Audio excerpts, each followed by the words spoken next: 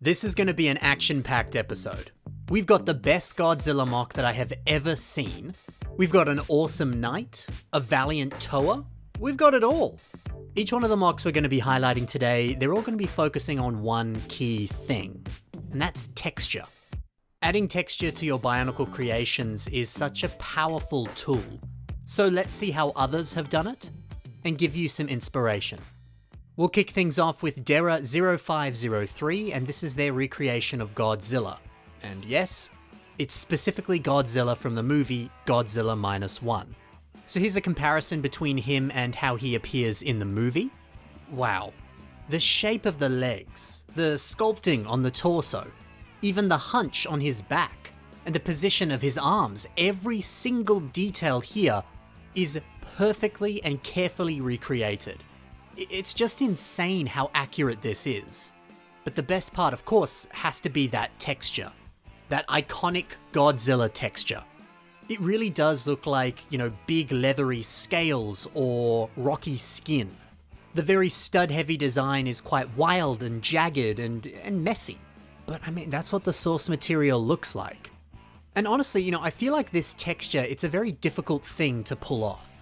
When you pile on so many different parts and pieces in a manner like this, sometimes things can just look super messy. And I don't know, it's just kind of hard to look at. There's too much going on. It's overwhelming. But this texture, it feels so purposeful. It works. Nothing about this seems overwhelming. In fact, I don't know, I want to dive deeper and study all of the layered skin and see what parts have been used. Any mock that makes me want to dive in like that, it's a good one.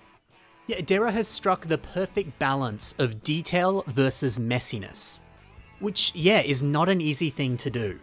So why not take inspiration from this? Use a bunch of system pieces and craft yourself some really leathery, rocky looking skin. Oh yeah, and check it out too. It's pretty obvious, but you can see a lot of this dark tan being introduced as well. It's not just purely dark grey. You see, I think that's smart.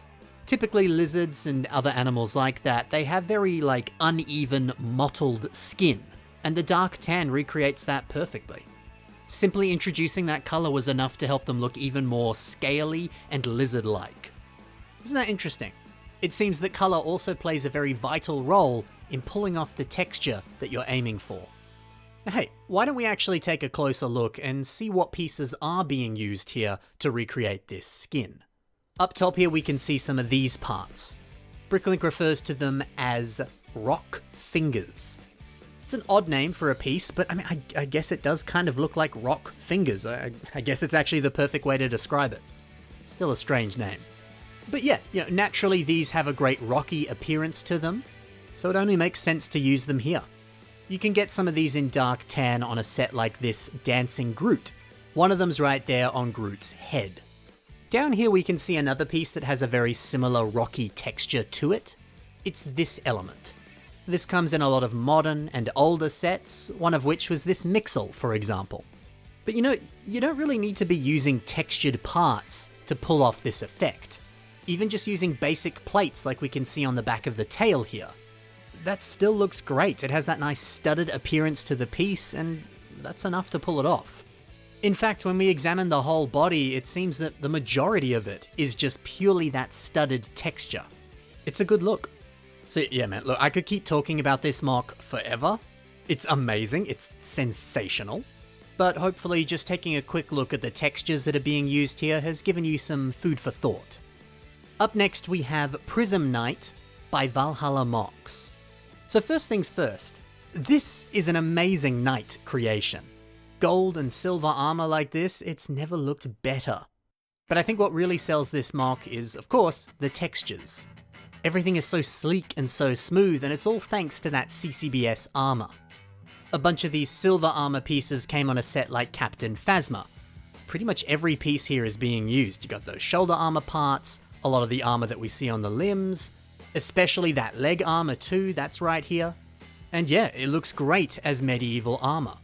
You see, that's one of the brilliant things about CCBS. They make for perfect sci-fi armor, like we see on Phasma. But then they also look good as metallic medieval armor. I mean, heck, you could even use it for the skin on an alien. CCBS armor is so versatile and looks so good in so many different contexts. And that's the thing too, all you have to do is just put them on the mock. You don't even really have to do anything that different or impressive. Simply placing it on, it immediately looks like medieval armor. Isn't that sweet? So be sure to use CCBS armor next time you want to build yourself a noble knight. Now for Titanium Alpha, this was built by Velociraptor. It's always delightful to see some dog-themed creations like this. But I want to draw your attention to the back design on this one. You'll see the repeated use of this piece right here.